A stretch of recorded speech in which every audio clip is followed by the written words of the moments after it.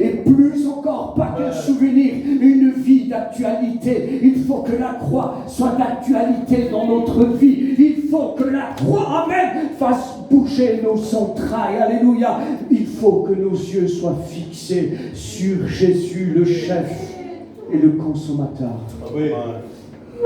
C'est beau ça, hein? Le chef et le consommateur. Oui. Parce que c'est lui qui produit la foi en nous, mais elle est pour lui. C'est à cause de lui que nous sommes agréables. Oui. Éphésiens chapitre 2, verset 8. Car c'est par la grâce que vous êtes sauvés, par le moyen de la foi. Et cela ne vient pas de vous. Amen. C'est un don de Dieu. C'est le don de Dieu. Amen. Ce matin, amen, le Seigneur a mis une pensée sur mon cœur. Et bien que des fois, on rame, on se fatigue, on puise, jusqu'à ce qu'on s'épuise. Cette femme samaritaine, elle était là, devant Jésus, en train de puiser. Mais la véritable source est venue la chercher. Amen. Parce qu'elle, elle cherchait dans un mauvais endroit. Mais Christ est allé à sa rencontre. C'est lui qui est allé la chercher. C'est lui qui est allé la désaltérer. Ce matin, même que toi, tu n'as plus de force.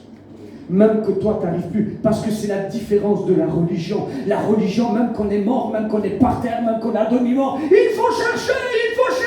Mais pasteur, j'ai plus la force. J'arrive plus à le chercher. Eh bien, Jésus, ce matin, te dit que c'est lui qui vient à ta rencontre. C'est lui qui vient te chercher. Il te cherche avec ardeur ce matin. Il cherche des véritables adorateurs en esprit, amen, et en vérité, alléluia. Et Dieu cherche quoi? Il cherche un parfum ce matin.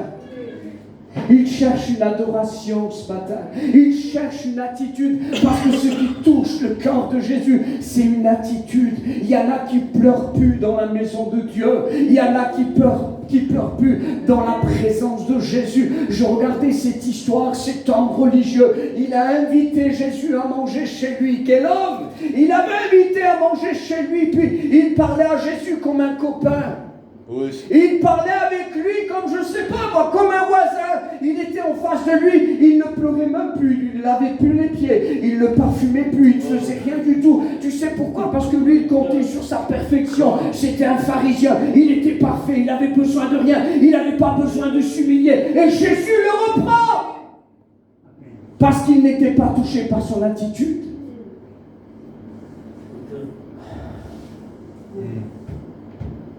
Des fois, les gens, ils croient toucher Dieu avec leur sainteté. C'est pas la sainteté qui touche Dieu, c'est l'humilité. C'est l'humilité qui précède la gloire. Amen. Et c'est cette femme, vous savez, cette femme, l'attitude, pourtant c'était une pécheresse. S'il faut, si elle viendrait dans nos églises, peut-être qu'on la mettrait dehors, je ne sais pas. Cette femme est venue, elle a touché Jésus d'une manière extraordinaire.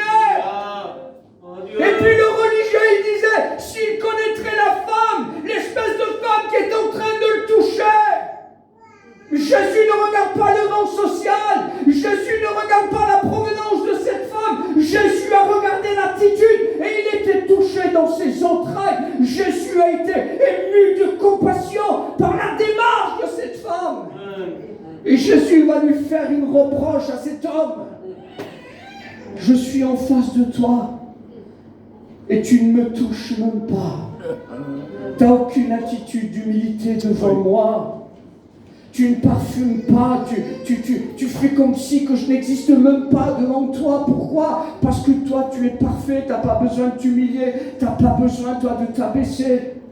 Ce matin, moi, pasteur, j'ai besoin de l'attitude de cette femme. J'ai besoin de m'abaisser. J'ai besoin de m'humilier. J'ai besoin de toucher Jésus. Il y a des attitudes qui touchent Jésus. C'est vrai. Et ce qu'il faut ce matin, c'est toucher Jésus par l'attitude de notre cœur. Jésus, fils de David, aie pitié de moi. Jésus, ému de compassion, touché. Il lui dit, que veux-tu que je te fasse? Quand Jésus est touché, il se passe des choses extraordinaires. Quand Jésus est touché, il s'arrête.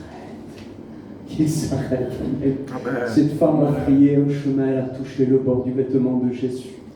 Et Jésus s'est arrêté. Il n'a pas pu faire autrement. On dirait que c'était plus fort que lui. Oui. Pourtant, il n'a pas dit femme, sois guérie, femme, sauve. Il n'a même pas parlé, Jésus. Parce que l'attitude de cette femme, tu sais, la Bible dit, il n'y a que les violents qui s'emparent du royaume des cieux. Cette femme s'est fait violence. Elle s'est emparée du royaume des cieux. Et le royaume des cieux, c'est Jésus. Amen. Elle a su toucher le cœur de Jésus. Parce que vous savez, le vêtement de Jésus, il n'était pas magique. C'est vrai. Amen. Seigneur, au nom de Jésus, parce que c'est l'attitude de cette femme qui l'a touché. Et oui, amen. Qui m'a touché? Qui m'a touché? Seigneur, quelle est la femme, quel est l'homme qui va toucher le cœur de Jésus ce matin? Parce que on aurait dit, je ne sais pas si le mot il correspond, mais au-delà de sa volonté, il l'a guéri. Oui. La force est sortie de lui. Seigneur, ce matin, par ton attitude, tu vas toucher Jésus, il va bénir. Je disais que des fois, on n'a plus la force de le chercher. Bien Jésus, quand on est à demi-mort, c'est lui qui vient nous chercher. Oui, c'est vrai. C'est vrai, Seigneur. Même quand la personne, écoutez, Lazare est mort, 4 jours, vous ne pouvez plus prier, Lazare. Jésus est allé le chercher. Lazare sort. Amen. Lazare est sorti. Jésus vient nous chercher des fois dans toutes nos difficultés, sans nous demander des comptes, sans demander pourquoi on est là, sans nous demander quelle est la situation qui t'a mis là. Jésus, il ne demande pas ça. C'est vrai. Par sa grâce, il nous bénit. Par sa grâce, il nous prend dans ses bras. Par sa grâce, il déverse encore de lui. Par sa grâce, amen, il a toujours du vin avec lui. Il est toujours là pour nous guérir. Amen. C'est vrai. Il est toujours là pour nous relever. Amen. Il est toujours là pour guérir les blessures les plus profondes. Les blessures que le monde ne voit pas, que notre entourage ne voit pas. Jésus l'a vu. Amen. Il y en a qui disent attention, Jésus voit tout. Et je dis merci Seigneur parce que tu vois tout. Amen. Quand je ne suis pas bien, tu vois Seigneur. Quand je n'ai pas la force, tu vois Seigneur. Tes yeux ne sont pas là pour me juger Seigneur. Oui. Amen. Les yeux sont là pour me bénir, Jésus-Christ, pour me relever, pour me fortifier. Alors, pasteur, j'ai plus la force. Tu peux faire une prière ce matin.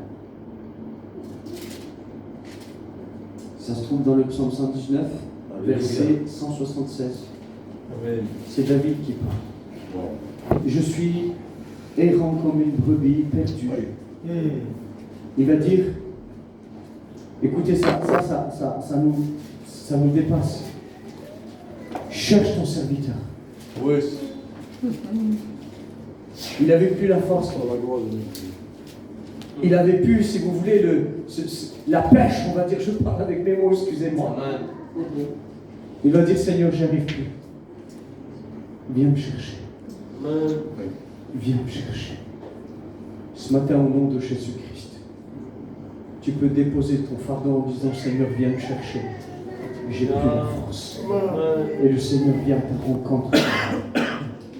Il vient te chercher pour te revêtir. Il vient te chercher pour te fortifier ce matin. Il vient te chercher, amen, pour t'encourager. Il vient te chercher pour te renouveler ce matin. Tu as besoin, écoute, de lâcher prise. C'est vrai. Oui. Besoin. Vous savez, il faut cesser toute activité physique, morale. Il faut arrêter et venir à la croix. Mais comment ça, pasteur? Tu sais ce qu'a dit Jésus? Le Fils de l'homme n'a pas d'endroit où reposer sa tête. Il va dire, les renards ont des tanières, les oiseaux ont des nids, mais moi, j'ai pas de repos. Amen. Et quand il est à la croix, il va dire quelque chose, il va parler au Père. Il va dire, Père, tout est accompli. À un moment donné, il va dire, entre tes mains, je remets mon esprit. Et ce matin, tu as besoin de dire les paroles de Jésus. Seigneur, je viens me reposer à la croix. Seigneur, entre tes mains, je remets mon esprit. Entre tes mains, je te remets ma fatigue, mon incapacité. Entre tes mains, je remets, Seigneur, ma peur, mon anxiété. Entre tes mains, Seigneur, je mets mon manque de prière, Seigneur. Entre tes mains, Seigneur, je remets mais mon enfant qui n'est pas converti, mon compagnon, Seigneur, entre tes mains, Jésus, occupe-toi de mes affaires, Seigneur. Déchargez-vous sur lui de tous vos soucis, de tous vos fardeaux, et lui-même, pas un mouvement, pas une association, lui-même Amen. veut prendre soin de toi ce matin. Est-ce qu'on prie, Seigneur? Est-ce qu'on prie, Seigneur?